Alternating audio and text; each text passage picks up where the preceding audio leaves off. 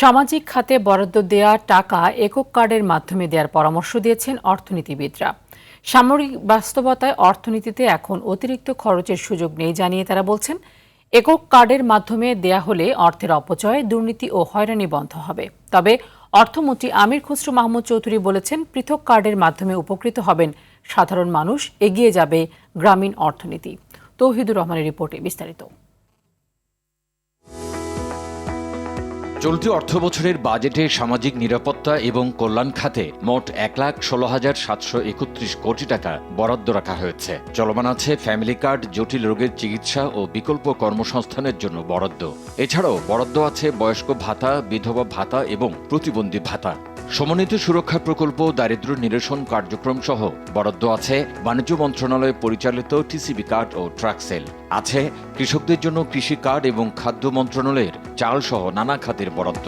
UV protection যুক্ত Tibet luxury talcum powder, the next generation fragrance. এর বাইরে কাজের বিনিময়ে খাদ্য কাবিখা, গ্রামীণ অবকাঠামো রক্ষণাবেক্ষণের জন্য টিআর, খোলা বাজারে বিক্রির জন্য ওএমএস চাল, হতদরিদ্রদের জন্য 10 টাকা মূল্যের কার্ডের মাধ্যমে চাল সহায়তা কর্মসূচি।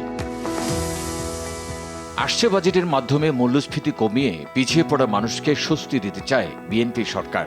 এজন্য সামাজিক নিরাপত্তা খাতে ১,৩০,০০০ কোটি টাকা বরাদ্দ রাখা হচ্ছে।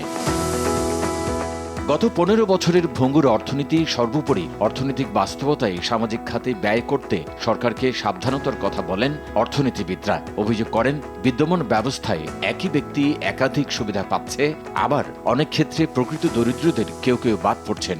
একটি কার্ডের আন্ডারেই যাতে পরিবারগুলো সহায়তা পায় সেটি যেন চেষ্টা করা হয়, কেননা নতুবা যে পরিমাণ ডুপ্লিকেশন হবে, যে পরিমাণ লিকেজ হওয়ার সম্ভাবনা আছে, সেগুলো বন্ধ করা দরকার। কেননা রাজস্ব ক্ষয়ের পাশাপাশি যাতে অর্থের অপব্যবহার না হয় সেটিও নজর রাখা জরুরি। অন্তর্বর্তী সরকারের অর্থ উপদেষ্টা ডক্টর সালেউদ্দিন আহমেদও একক কার্ড করার পরামর্শ দেন।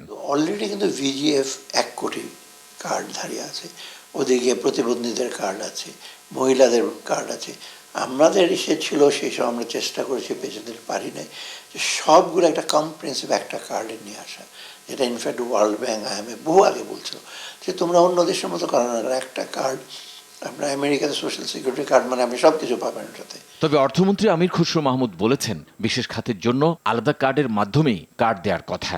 বেনিফিটগুলো তো আলাদা আলাদা, এবং আমরা সমাজের যে সমস্ত জায়গায় এই বেনিফিটগুলো টার্গেটেড ওয়েতে আমরা কিন্তু দিচ্ছি, সুতরাং এটা তো আলাদা কার্ড হতেই হবে। একই ব্যক্তি যেন বারবার বরাদ্দ না পায় সেজন্য কঠোর ব্যবস্থা রাখা হয়েছে বলেও জানান অর্থমন্ত্রী।